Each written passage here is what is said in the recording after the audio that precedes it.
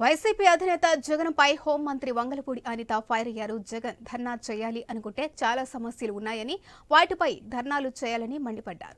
ప్రమాదంపై మంత్రులు స్పందించలేదని జగన్ అబద్దాలు చెబుతున్నారంటూ ఆగ్రహం వ్యక్తం చేశారు. ఇక ఎసెన్షియా ఫార్మాలో ప్రమాదం జరిగిన వెంటనే ప్రభుత్వం యంత్రాంగం అప్రమత్తమైందని తెలిపారు.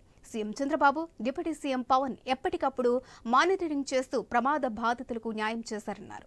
ఇక చంద్రబాబు క్షతగాత్రులను పరామర్శించారని తెలిపారు. వైసీపీ హయాంలో ఎల్సీ పాలిమర్స్ ప్రమాదంలో 15 మంది మృతి చెందగా 3 మృతులకు ఇప్పటికీ పరిహారం అందలేదన్నారు.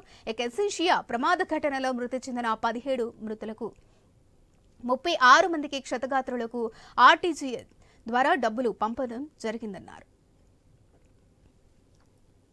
దురదృష్టకర సంఘటనలు మనకి రీసెంట్ గా ఎసెన్షియా ఫార్మా కంపెనీలో ఒకటి, నిన్న మళ్ళా పరవాడ ఫార్మాస్యూటికల్స్ లో సినర్జీన్ అండ్ కంపెనీలోని 2 ఇన్సిడెంట్లు జరగడం జరిగింది. విషయం ఏంటంటే, ఎసెన్షియా ఫార్మా కంపెనీలోని ఇన్సిడెంట్ మనకి 2 o'clock ఆ టైం కి జరిగిన వెంటనే వితిన్ 45 minutes to 1 hour లోనే ప్రభుత్వ యంత్రాంగం అయిన మన కలెక్టర్ గారు, ఎస్పీ గారు, జేసీ గారు, అదేవిధంగా మిగతా డిపార్ట్మెంట్ వాళ్ళందరూ, fire department, NDRF, SDRF within 1.5 hour లో మొత్తం అంతా కూడా యాజమాన్యం అంతా కూడా అక్కడ చేరుకున్నారు. ఆ విషయం ప్రతి ఒక్కరికి కూడా తెలుసు. సుమారుగా అక్కడ జరిగింది చాలా అతి పెద్ద ప్రమాదం. ఆ ప్రమాదం నుంచి బయట కాపాడడానికి ఫైర్ డిపార్ట్మెంట్ వాళ్ళు కూడా ఇమీడియట్ గా రెస్పాండ్ అయ్యి దగ్గర 15 మందిని రెస్క్యూ ఆపరేషన్ లో రక్షించడం కూడా జరిగింది.